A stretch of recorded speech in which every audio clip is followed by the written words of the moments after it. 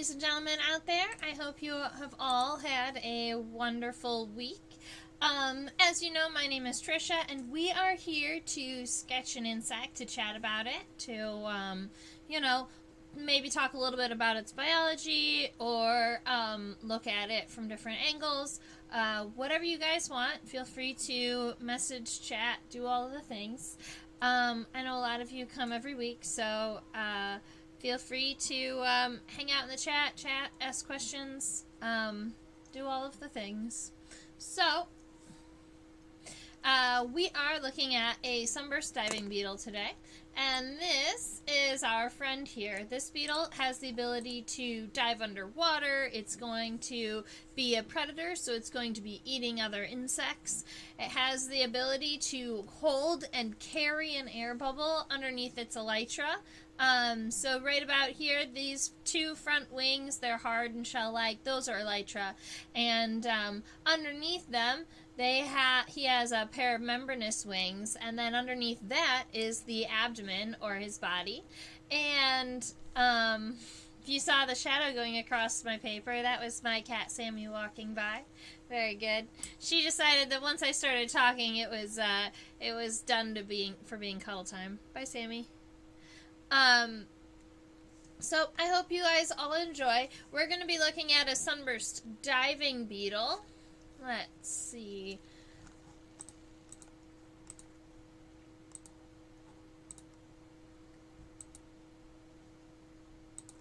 I want to make sure I have, the Ditiscids. I wanted to make sure that I had the right family for our beetle here. So I know its scientific name. So down to species, this insect is called Thermonectis marmoratus. That is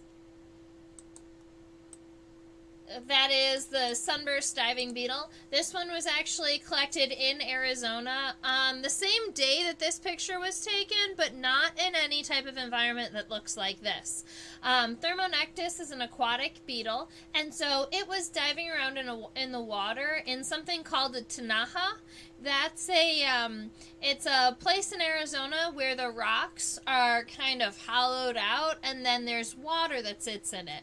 And water sits in tinajas all year around. So in the desert, they are places that insects like Thermonectis and other animals, it's like the watering hole that everyone knows to go to.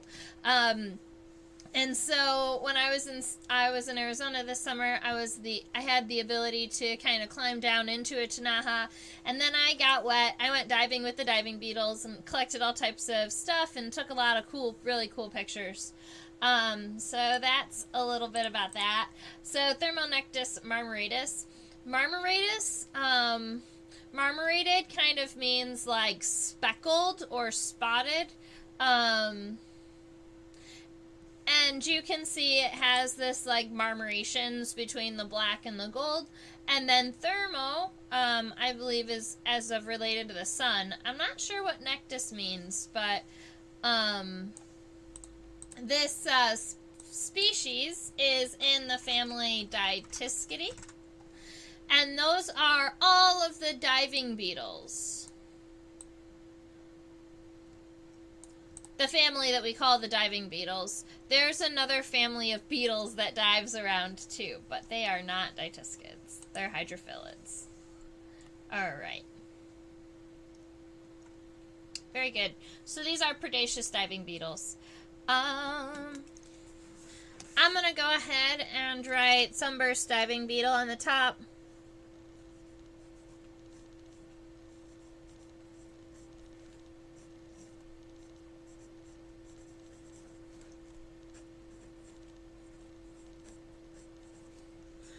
And then I'm going to write Thermonectis marmoratus, our scientific name.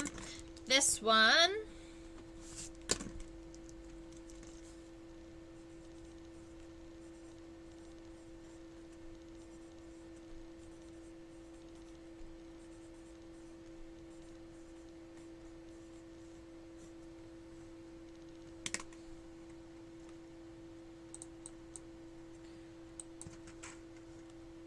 This is, just in case you need to spell it again.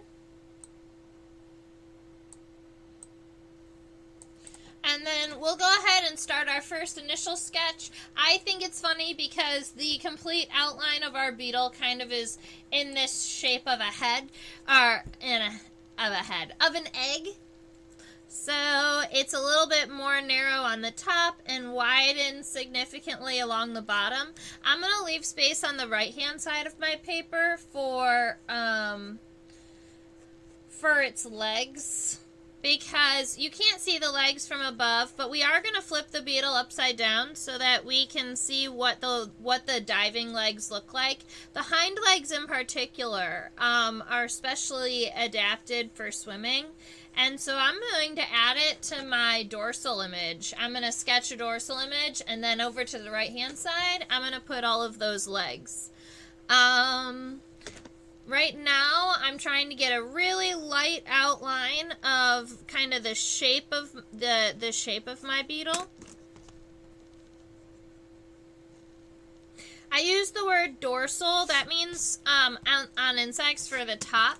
The way I always had tried to remember it was thinking about the dorsal fin of a shark. That comes out of the water, it comes out of their back. So when you're saying you're looking at the dorsal side of an insect, you're looking at its back. Alright, center.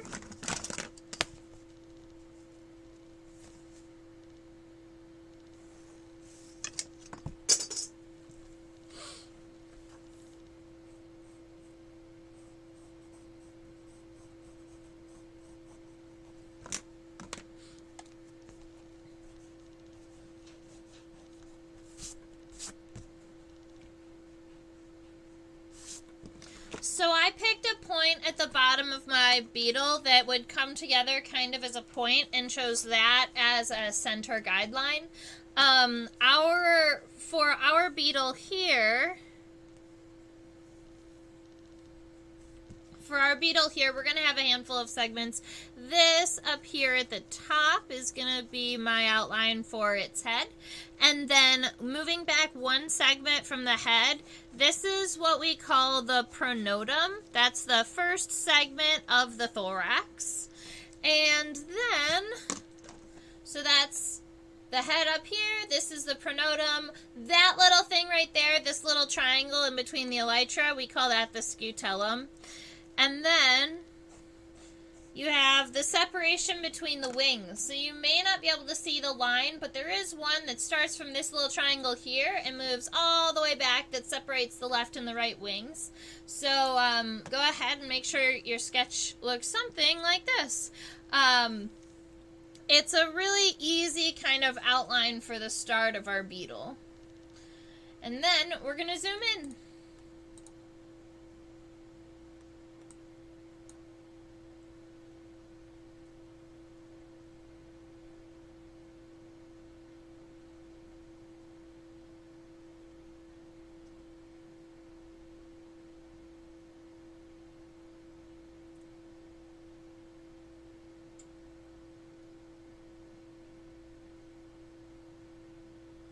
Awesome. Alright, so we are looking at the front of the head of this Sunburst diving beetle, and you can see here he's got some really kind of fun colorations on its head. He's got these large compound eyes, and the front of his face, kind of his upper lip area, becomes very, very light. The contrasting colors, for sure. And I think that that's why they call him a sunburst diving beetle, is because the colors seem to just kind of burst off of them. I think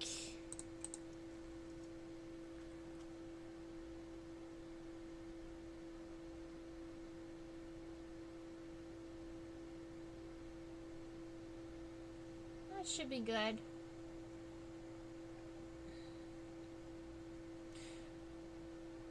He's got a little bit of dust on the top of his head, so that little string is not natural to his body. That's just a little bit of dust that's gotten on him at some point. So I have kind of this overall very light outline of where I expected the head to be. Now I'm going to erase it so that I can create more of what I'm seeing. So the head I'll show you here. If you look at the very, very edge, the pronotum, or this first segment of the thorax, does have a little bit of a lip and then comes down, and the head kind of fits into that. All right, so when we're starting our head, I'm not going to create kind of just basic round outline. What I'm going to do is kind of come into the pronotum just a little bit so that there is there's kind of a divot. And then when you connect your head to your pronotum back here, it's not going to be a straight line across. It's going to be an arch that comes up and around. All right, so that is going to give you now, your pronotum can have that kind of divot here. All right. Our head moving forward from that is pretty rounded.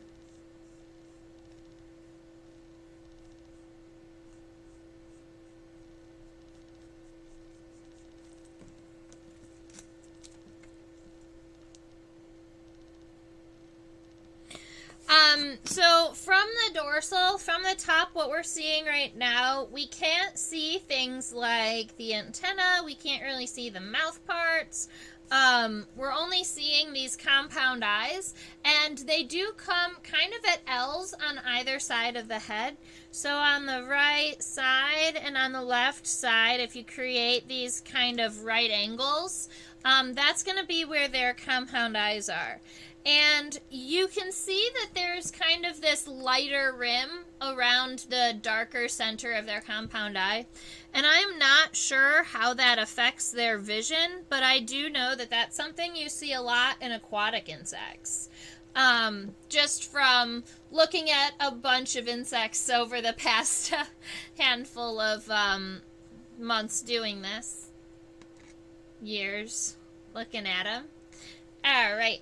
I'm going to go ahead and give a little bit of our shading or coloration because I feel like, at least in Sunburst diving beetles, I want to show off the variation in the designs and the variation in the colors, like our friend Margaret mentioned in the chat. All right. So I'm going to kind of shade in the darker areas with my graphite and leave the lighter areas untouched. And so that will be how I can tell. And I'll come back with an eraser every now and again to fix things up. So we've got our head kind of taken care of. It's wide and flat, but we've got to fit the head into our pronotum and then get it all situated.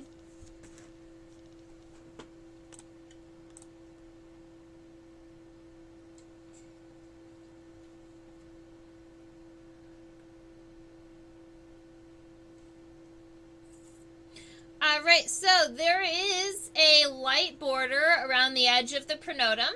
So right here, there's this really pretty white light band along the edges of the pronotum. And then along here, there's two patches on the top.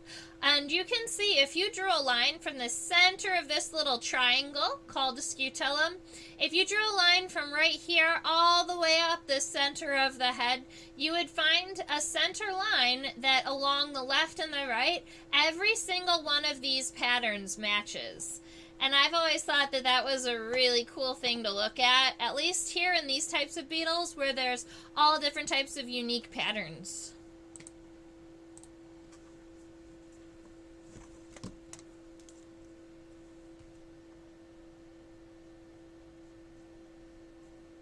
So the, I think that my head's eyes are just a little bit big. I'm going to trim them back just a little bit.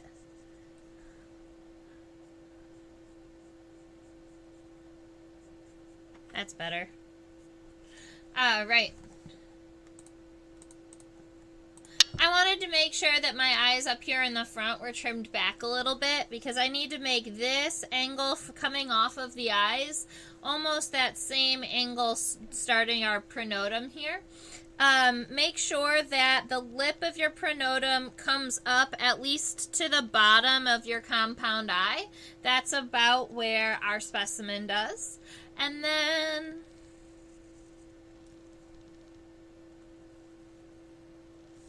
we have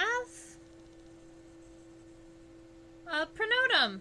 Now, I was pretty happy with my sketch lines, so I just went ahead and darkened those lines that I already had.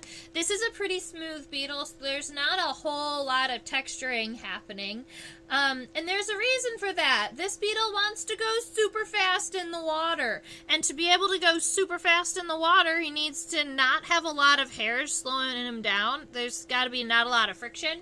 So he is, this beetle would be really fast in the water, kind of zipping through.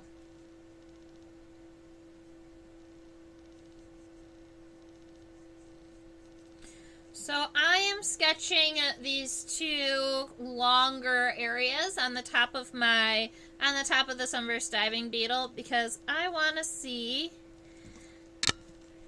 It'll be a little bit of practice for me because sketching these type of unique designs symmetrically and opposite from another is a talent for sure. All right, so there's these two lighter areas, and then I'm gonna go ahead and just drop a little bit of graphite and leave the darker area dark. I'm gonna smudge it up a little bit.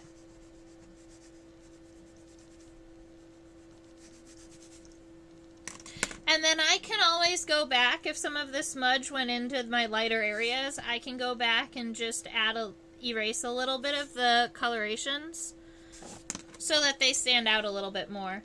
Or you can go ahead and just outline it better,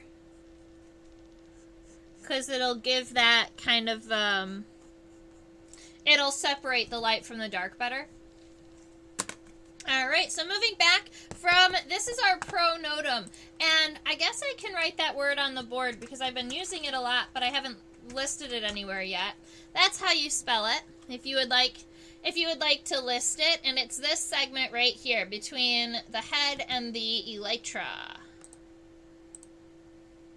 Actually, I think that we can leave this sketch for a minute, because we have to sketch the top areas. So something like, I'm going to give you two words. All right. You've got the scutellum and the elytra. And the scutellum is this little segment right here. It's kind of like, we were saying that it was like a triangle, but once you zoom in, you notice that it's kind of a rounded off triangular shape. It's not a really straight pointy triangle. It's kind of rounded on one side. So that right there is called the scutellum, and these over here on the left and on the right, these are the first pair of beetle wings. Alright, and the first pairs of beetle wings are a really hard shell-like, and they're made out of exoskeleton, the same stuff the rest of their body is made out of. And so these are called elytra, and they're the hard outer shells of beetles in particular. There aren't any other insects that have elytra. It's only beetles. And then the hind wings are called membranous wings, and they are more like a wasp or a fly wing. They're see-through and they have veins, but in beetles, when those membranous wings can actually fold up. They've got this really nifty folding technology where the wings are all, the folded tips are all right here, and then when the elytra opens, the folded wing opens first, and then the whole wing opens. And it's really cool to watch in slow motion. I've only seen a couple of really good videos about it. So if you find the center of your pronotum and you go to the side with the elytra, you want your scutellum to be exactly centered on your beetle. It's going to make sure that your the elytra is centered also, because the elytra are starting off of the tip of that triangle. So one of those things with insects is that they are perfectly symmetrical, so making sure that we're practicing that is Awesome. Insects give us the ability to practice that. Let's see, where's my ruler go? I was gonna give myself a really straight line. Oh, dropped it. Okay.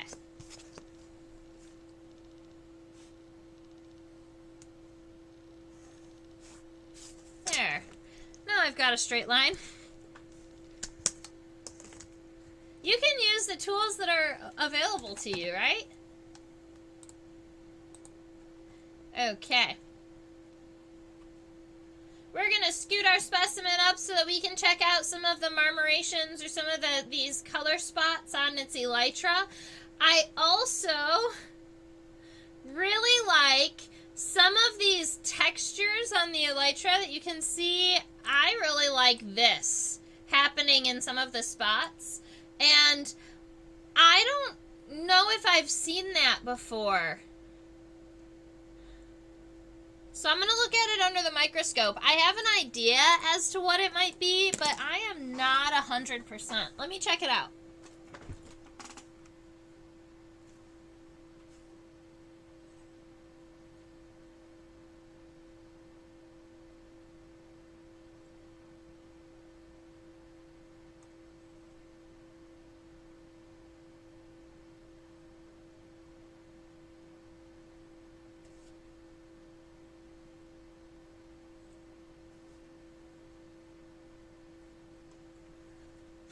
All right. I think that those yellow spots might be see-through. You might be seeing the wing veins underneath of the membranous wings. That's my guess. My guess is that these lighter spots are actually kind of, they're yellow, but partially see-through. And that maybe because this beetle can hold an air bubble underneath its elytra, and between the elytra, if it holds its air bubble right there, it has spiracles, those holes that beetles and other insects will use to breathe. So they can breathe directly out of their back. So these beetles are really cool because they hold the air bubble pretty much right above where they're breathing. And I think it's possible that there might have been some condensation or something left up here, and you could kind of, maybe the wings accidentally connected to the bottom side of the elytra. So these guys, these guys do not match exactly, and I think that that's because it's partially see-through. And I did make sure, so if you look kind of here at the edge too, you can see where it's this lighter color and then a circular darker color. I think when we flip our beetle over, we're going to see that that circular darker color is the bottom of its body.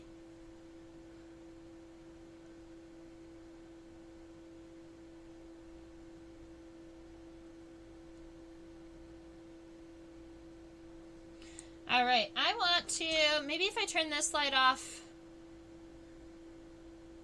No, it's just not enough light now. I was hoping to get rid of that really big glare so that we could see our specimen a little bit better, but the lighting is where it's at. So I'm going to leave the picture here for a minute because I know if you are like me, you want to get all of these really cool colorations and different shapes on your sketch. This one looks a little bit like an upside down shoe to me. We could play the Rorschach game on the back of this Sunburst diving beetle.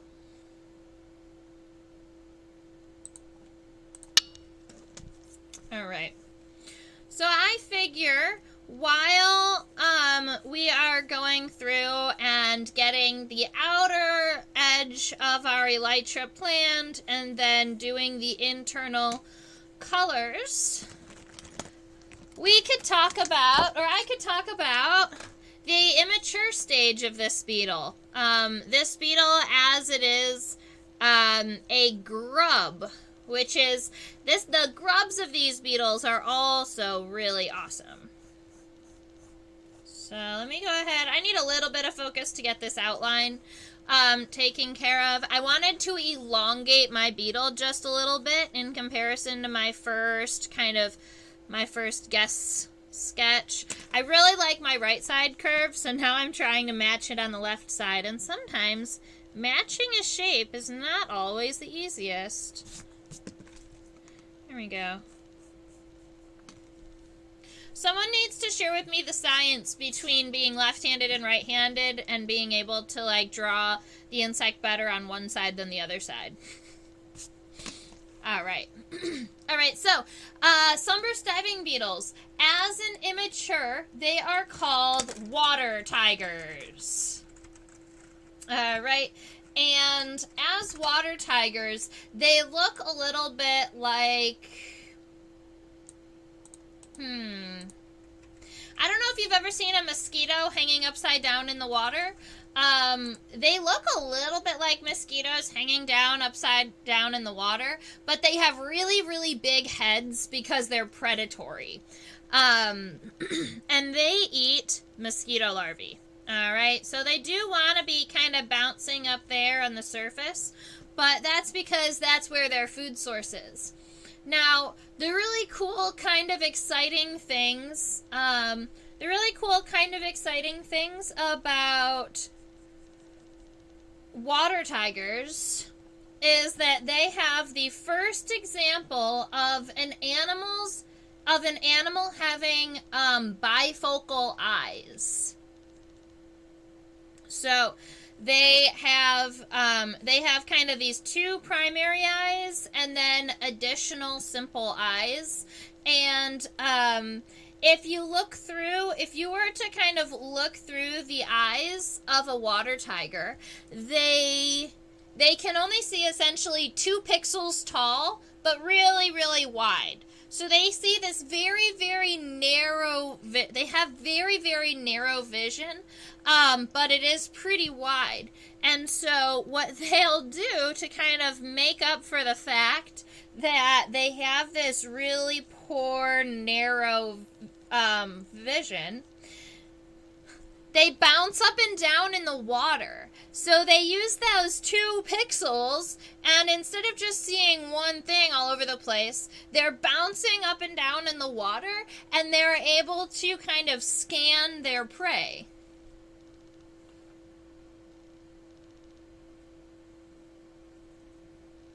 Now, when you get to the physics of light and how they are bifocal and what it means to have kind of 2 points of focus and to be able to change between seeing near and seeing far, you kind of get past me.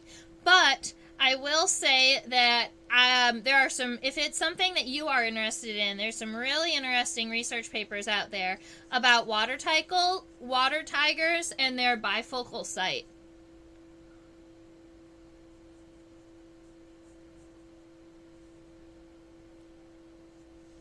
So I've been kind of adding these shapes to my right side first, and then I figured, depending on how much time it took, I may or may not switch them over to the left-hand side. I have been chatting with people, and I think I may have mentioned it here once. I definitely mentioned it to the Thursday students.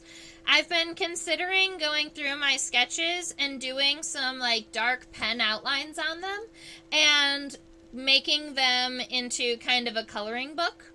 And I also thought it would be kind of cool because a lot of my sketches, I've sketched one side but not the other side of legs or antenna or wings. I thought it might be cool to leave the other side blank so that the person who was coloring it could sketch or try to make it symmetrical.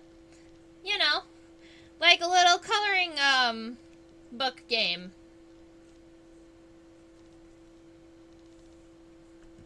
Alright, so I think I'm actually pretty happy with that. There are a couple of things. I think there's one additional small spot that I'm missing right about here. And that kind of, yeah, that covers it. Perfect. You can see the shoe. I love it.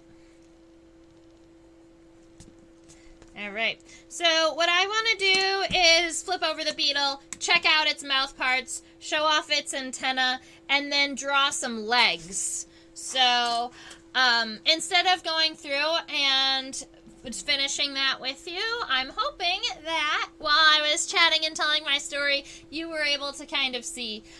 We are going to be flipping the beetle to the bottom to a ventral view.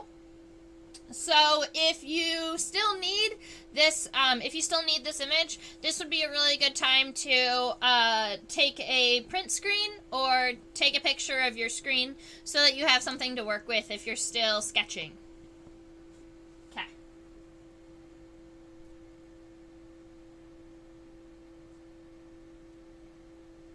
He's so cute.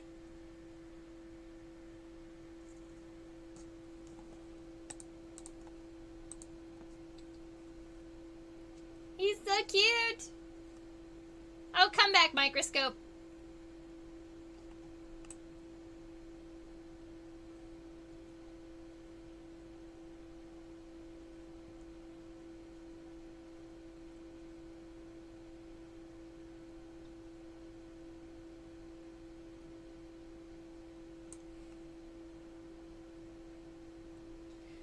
All right, so you might look at this. So you might look at this and think, what is happening here? Why? What? And so the answer is, he's got a little head up here. So that's his head. You can see his compound eyes here and here. We're going to be looking at its antenna versus its labial palps. I believe Dytiscids have really long labial palps.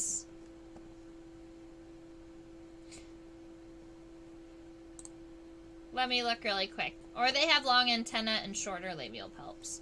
That's how you tell the difference between hydrophilids and Dytiscids. And every now and again, I get their head features mixed up.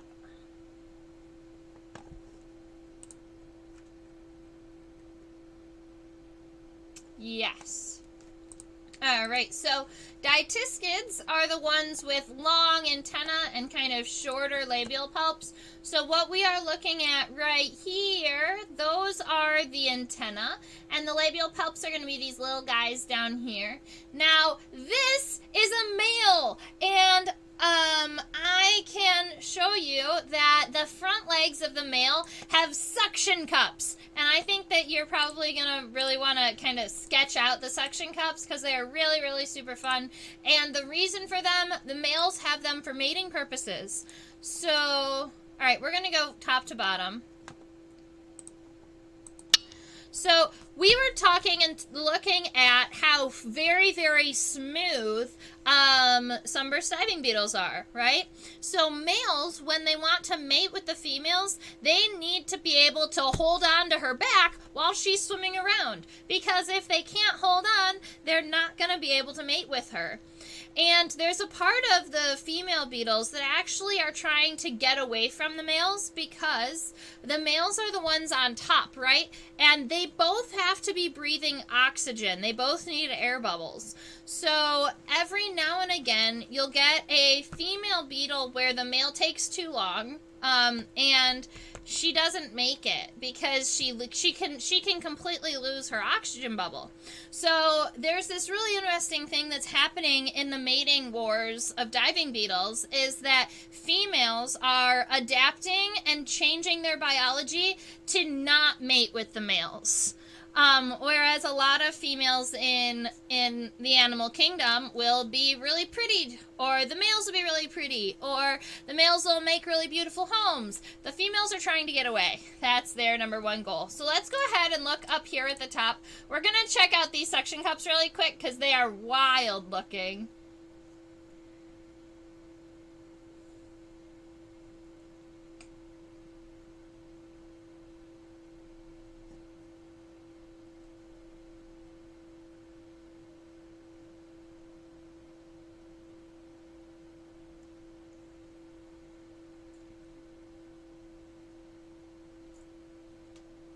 Alright, so they are right here.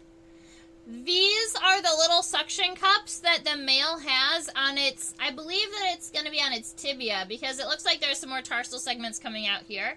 So he's got these suction cups on his hands, on his front legs, and he can suction cup he can suction cup himself to the females to hold on so that he can mate. Now, there are some females in like many species of diving beetles, right? So there are some species of female diving beetles that actually now have grooves along their elytra, and that's specifically so that when the males come and try to mate and suction cup themselves to their backs, they can't get a grip because there are divots in the exoskeleton. Because there's grooves, it's no longer smooth. And so then in some of those species, the male suction cups have like adapted and changed to kind of match the grooves on the females. So it's a really interesting kind of evolutionary story that you can share. And I think that it's unique, firstly, because most animals adapt and change so that they can better mate with each other. But diving beetles are mating, well, the females are adapting away from getting to the males, and the males are adapting to mate with the females. It's quite interesting. So that's that front leg. Now the middle leg is also right up here. It's really, really close to the head. Now this is a predatory beetle. It's got some pretty big chewing mouth parts. It's going to be eating other insects, things like mosquitoes or midges or probably mayflies and stoneflies if they can get a hold of them. So other kind of aquatic insects that are under the water. And then you don't see the hind legs until you scooch the specimen all the way past these huge plates. Now this huge plate, that's the beetle's coccyx. That's its hip bone. A lot of times when you see those on insects, they're this little itty bitty triangle, right? And I say, oh, that's the hip bone, but it's not big enough to sketch, so we just kind of move on. This whole thing, this whole section is the coxal, is like a coxal plate. And then we can scooch all the way back.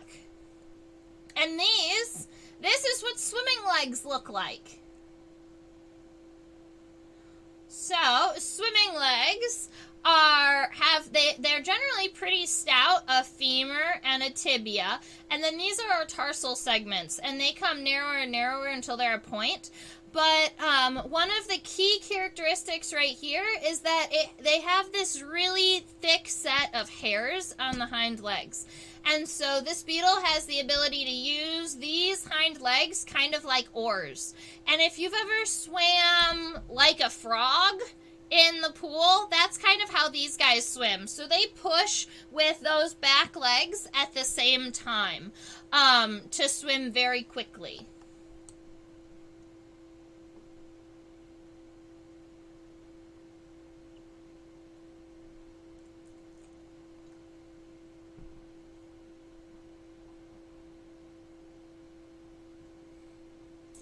So I was going to add the legs to my sketch, but I don't think the front legs would be visible from the top. I can add the hind legs kind of where they would be on the top of the body. That's what I'm going to do. I'm going to add the hind legs, but the front and middle legs wouldn't be visible from the dorsal side.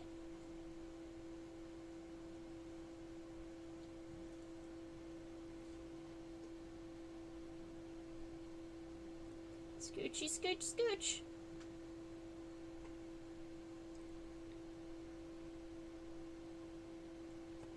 Alright, so what I'm going to do is I'm going to sketch this leg so that instead of it being kind of angled down and around its abdomen, it's coming out straight and it's right about here.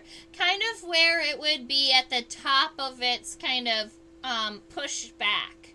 So I'm gonna angle it in this direction.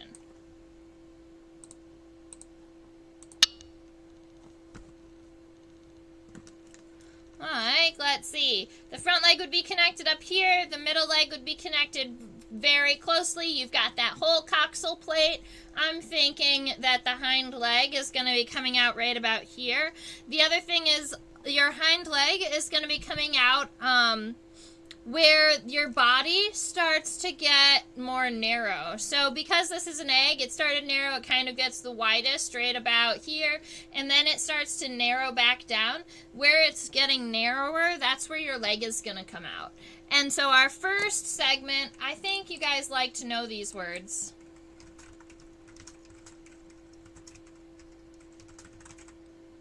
So we have the femur, the tibia, and the tarsi. And those are our 3 leg segments. So we go here, the femur,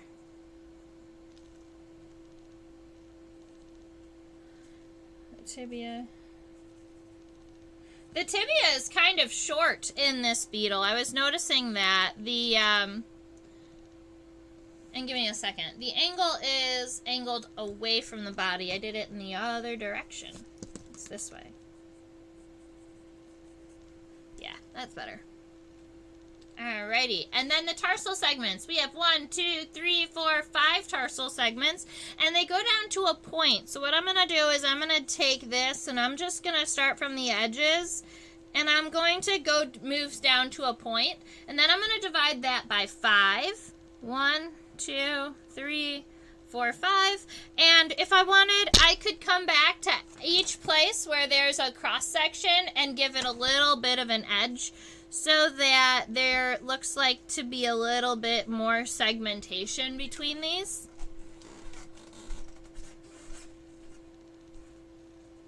And then something that you can't see super well from the image, but I promise you when this hair is open and alive, there is a lot of hair on these tarsal segments. You can see it's kind of clustered around the tarsal segments.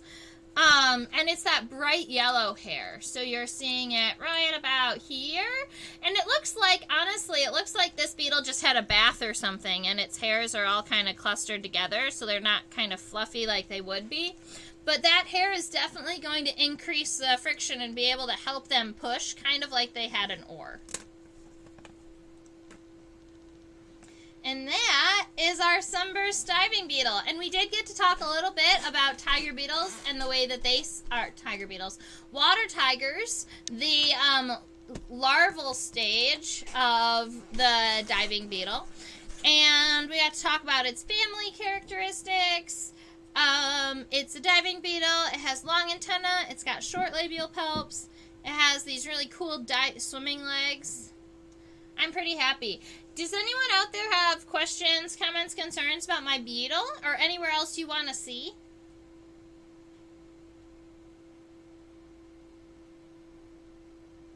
This might be a shorter episode today, but I think I'm okay with that. I am so happy that a handful of you have joined me for this entire time, right? Got to see it from the very beginning to the end.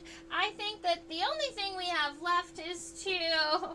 I believe I forgot to measure the specimen from the front to the back. So if you're one of those nature journalers who really likes to make sure you have a measurement or a scale bar in your sketch, this beetle is approximately, I'm going to call it 1.2 centimeters.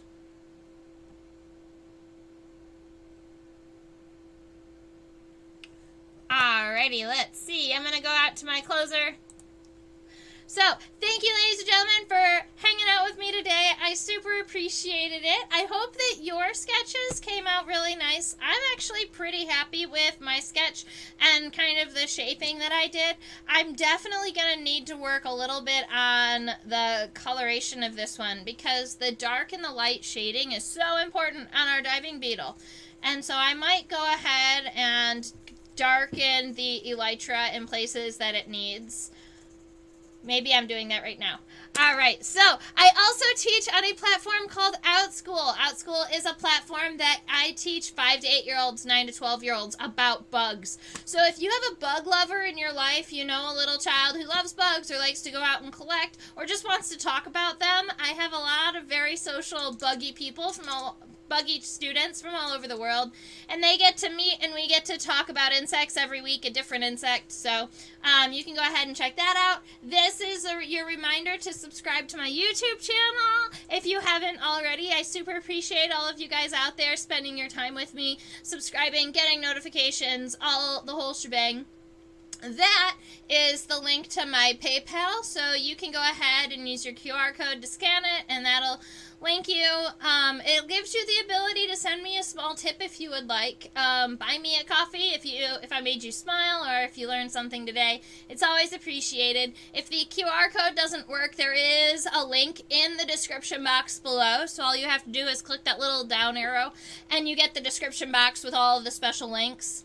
And if you're looking for me on a social media platform like Facebook or Instagram, you're going to find me at Insectopia 2015. Not just at Insectopia, because unfortunately, somebody out there has that one already. Silly people. Alright, so I wanted to say thank you so much for hanging out with me on this Sunday afternoon. I hope you all have a wonderful rest of your week, and stay buggy.